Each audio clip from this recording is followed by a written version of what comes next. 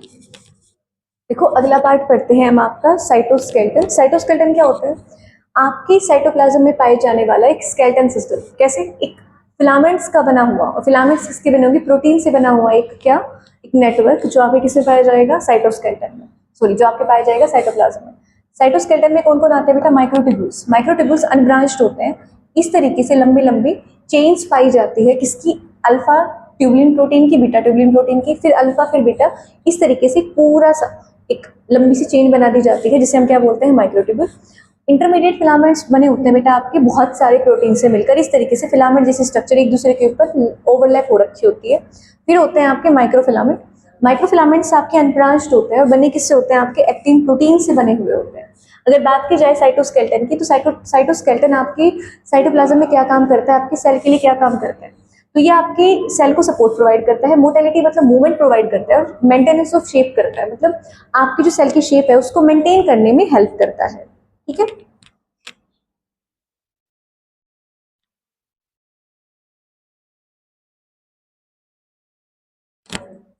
देखो हम जो आपके साइटोस्केलेटन एलिमेंट्स पढ़ रहे हैं उसमें हम पढ़ते हैं, सबसे पहले पढ़ते हैं हम आपके साइटोस्केलेटन एलिमेंट से बनी बनी चीजें पढ़ते हैं हम। साइटोस्केलेटन एलिमेंट से आपके पास बने होते हैं बेटा सीलिया और फ्लैजेला। अगर मैं बात करूँ सीलिया क्या होता है, तो आपके बैक्टीरियल सेल पे इस तरीके से हेयर लाइक स्ट्रक्चर पाई जाती है जो ओर्स की तरह काम करता है। मतलब आपकी सेल है, सेल के चारों तरफ बालों जैसी एक स्ट्रक्चर पाई जाएगी। ओर्स मतलब इस तरीके से आपकी मूवमेंट करेंगे, और मूवमेंट किसकी करेंगे बेटा? वो आपके सेल की मूवमेंट भी कर सकता है और आपके सराउंडिंग मीडियम की मूवमेंट भी कर सकता है। अगर मैं बात करूँ फ्लैजेला की, तो फ्लैजेला बेटा सीलिया जो होते हैं वो नंबर में ज्यादा होते हैं, छोटे छोटे होते हैं। फ्लैजेला लॉन्ग स्ट्रक्चर होती है और ये आपकी सेल की मूवमेंट कराता है। कैसे कराता है? क्या तो ये सेल है, सेल के ऊपर आपका फ्लैजेला प्रेजेंट, तो ऐसे घूम घूम के कराएगा, या फिर ये इस तरीके से कराएगा। तो ये क्या करता है? आपके सेल की मूवमेंट में हेल्प करता है। अगर हम बात करें प्रोकैरियोट्स में फ्लैजेला पाए जाते हैं, लेकिन यूकैरियोट से उनके फ्लैजेला की स्ट्रक्चर होती है डिफरेंट होती है। चलो हम समझते हैं एक बार आपके प्रोकैरियोट्स के फ्लैजेला के स्ट्रक्चर। अगर हम बात करें तो आपका जो ये आपका फ्लैजेला था, मान लो आपके फ्लैजेला को मैंने से बीच से काटा, काटने के बाद मैंने इस तरीके से इसको देखा, तो देखने के बाद इलेक्ट्रॉन माइक्रोस्कोप में मुझे क्या दिखा? आपको जो फ्लैजेला है वो सराउंडेड होता है प्लाज्मा मेम्ब्रेन से। किससे होता है बेटा? आपके प्लाज्मा मेम्ब्रेन से। और इस प्लाज्मा मेम्ब्रेन के अंदर जो स्ट्रक्चर पाई जाती है उसे हम बोलते हैं आपके फ्लैजेला का कोर। तो दिस इज योर फ्लैजेला का कोर। इस कोर को हम बोलते हैं एक्सोनिम। क्या बोलते हैं? एक्सोनिम। ये एक्सोनिम बना होता है आपके माइक्रोट्यूब्यूल्स से। अभी हमने कहा था कि आपके साइटोस्केलेटन से माइक्रोट्यूब्यूल्स होते हैं, इस तरीके से गोले गोले जैसी स्ट्रक्चर ऐसे पूरी लंबी लंबी रन करती है एक दूसरे के पैरेलल।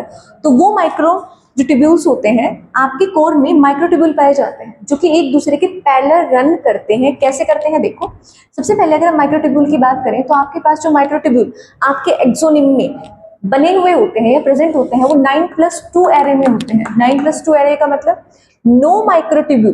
देखो, नो माइक्रोट्यूब्यूल 1 2 3 4 5 6 7 8 9, ये 9 माइक्रोट्यूब्यूल। कितने? मैं आपको लिख के बताती हूँ।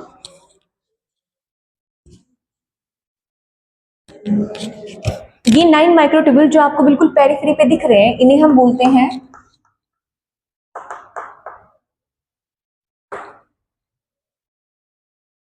Peripheral microtubules. ये पेरिफेरल माइक्रोट्यूब्यूल डबलेट की फॉर्म में पाए जाते हैं। डबलेट मतलब दो की पेयर में पाया जाता है, और ये कितने होते हैं आपके पास? 9। तो हमने कहा था एक्सोनिम में हमारे पास माइक्रोट्यूब्यूल्स होते हैं। माइक्रोट्यूब्यूल्स जो होते हैं किस तरीके से अरेंज होते हैं? 9 होते हैं हमारे पास पेरिफेरल माइक्रोट्यूब्यूल्स जो आपकी पेरिफेरी पर अरेंज होते हैं, और किस फॉर्म में होते हैं? डबलेट की फॉर्म में अरेंज होते हैं। दो माइक्रोट्यूब्यूल आपको सेंटर में देखने को मिलते हैं जो कि सिंगलेट की फॉर्म में होते हैं। देखो, ये सारे क्या है? माइक्रोट्यूब्यूल। 9 माइक्रोट्यूब्यूल जो कि डबलेट पेयर की फॉर्म में है, ये आपको पेरिफेरी पे देखने को मिल रहे हैं। दो आपको किसमें देखने को मिल रहे हैं? सेंटर में। और सेंटर में जो दो माइक्रोट्यूब्यूल होते हैं बेटा, ये इनक्लोज मतलब इस तरीके से घिरे हुए होते हैं आपकी सेंट्रल शीट से। किससे घिरे होते हैं? आपकी सेंट्रल शीट से। आपके जो पेरिफेरल माइक्रोट्यूब्यूल्स हैं ये एक दूसरे से जुड़े हुए होते हैं इस तरीके से, जिसे हम बोलते हैं इंटर डबलेट ब्रिज, मतलब दो डबलेट्स के बीच का ब्रिज बोलते हैं। अगर हम बात करें आपके जो पेरिफेरल माइक्रोट्यूब्यूल है, ये आपके सेंटर से भी जुड़े होते हैं, मतलब आपकी सेंटर शीट से भी जुड़े होते हैं। और किसके थ्रू जुड़े होते हैं बेटा? रेडियल स्पोक के थ्रू जुड़े होते हैं। किसके थ्रू जुड़े होते हैं बेटा? आपके रेडियल स्पोक के थ्रू। तो देखो, सिंपली कुछ ज्यादा नहीं है, हमने आपका जो फ्लैजिला था उसको ऐसे काटा, काटने के बाद ऐसे टुकड़े हो गए दो, तो आप उसको ऊपर से देख रहे हो, ऊपर से देखने को आपको पता चला जो आउटर स्ट्रक्चर है वो तो क्या है आपकी प्लाज्मा मेम्ब्रेन, और अंदर जो कोर है उस कोर को हमने बोला एक्सोनिक। एक्सोनिक बना होता है माइक्रोट्यूब्यूल से जो एक दूसरे के पैरेलल रन करते हैं, और ये जो माइक्रोट्यूब्यूल है ये 9+2 एरे में, मतलब इस एक्सोनिम में, इस कोर के अंदर 9+2 एरे मतलब 9+2 अरेंजमेंट में ये अरेंज होते हैं। अगर हम बात करें 9 पेरिफ्री में माइक्रोट्यूब्यूल प्रेजेंट होते हैं, जो डबलेट में प्रेजेंट होते हैं, पेयर में प्रेजेंट होते हैं, और एक दो आपके पास माइक्रोट्यूब्यूल प्रेजेंट होते हैं सेंटर में जो कि सिंगलेट की फॉर्म में प्रेजेंट होते हैं। ये सेंटर वाले जो माइक्रोट्यूब्यूल है ये आपके एक सेंट्रल शीथ से क्या होते हैं, इंक्लोज होते हैं। आपके जो डबलेट्स होते हैं वो एक दूसरे से इंटर डबलेट ब्रिज से कनेक्टेड होते हैं, देखो। और आपका जो सेंट्रल शीथ है, जो आपकी सेंट्रल शीथ है, उससे आपके जो डबलेट्स हैं वो आपके रेडियल स्पोक से जुड़े हुए होते हैं। ठीक है बेटा, तो ये है आपकी फ्लैजिला की स्ट्रक्चर, आपके फ्लैजिला की कोर की स्ट्रक्चर।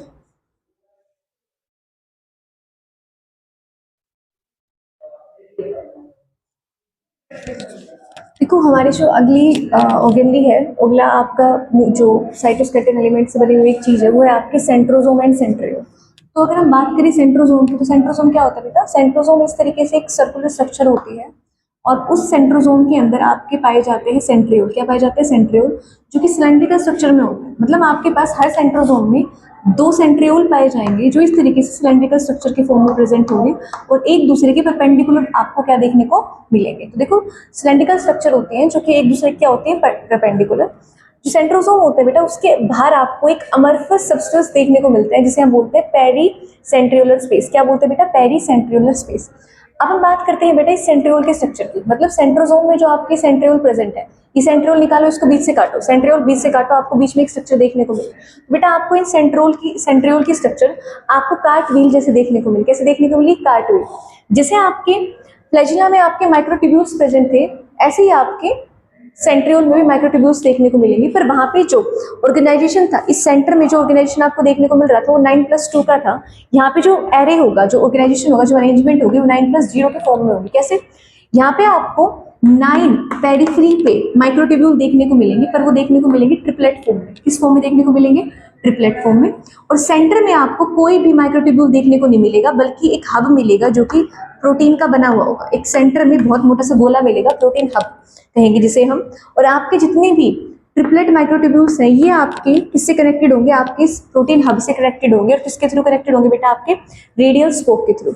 ये रेडियल स्पोक भी आपका बना होता है प्रोटीन से। किससे बना होता है, प्रोटीन से। और आपके जो ट्रिपलेट्स होते हैं ये भी आपके किससे कनेक्टेड होते हैं, एक दूसरे से कनेक्टेड होते हैं। और किसके थ्रू कनेक्टेड होते हैं बेटा, इंटर ट्रिपलेट ब्रिज से कनेक्टेड होते हैं। अगर हम बात करें आपकी सेंट्रियोल के फंक्शन की, तो जो सेंट्रियोल्स होते हैं बेटा वो आपकी सीलिया और फ्लैजिला की बेसल बॉडी बनाते हैं। ठीक है, हमने पढ़ा था फ्लैजिला में 3 चीजें होती है, ऐसे बेसल बॉडी, ठीक है, हुक, ऐसे हुक था, और हुक के बाद आपका फ्लैजिला था। तो फ्लैजिला की स्ट्रक्चर तो हमने पढ़ ली, और आपकी जो बेसल बॉडी है उसे कौन बना रहा होता है, आपकी सेंट्रियोल बना रहे होते हैं। इसके अलावा and spindle fibre that give rise to spindle apparatus during cell division in animals. Cell division में जो होते हैं आपके स्पिंडल फाइबर अराइज होते हैं। ठीक है, सेल डिवीजन में कुछ इस तरीके सेंट्रियोल से आपके स्पिंडल फाइबर्स अराइज होते हैं इस तरीके से, जिसपे क्रोमोसोम आके जुड़ते हैं। वो स्पिंडल फाइबर्स जो होते हैं उनको बनाने में भी कौन हेल्प करते हैं, आपकी सेंट्रियोल हेल्प करते हैं।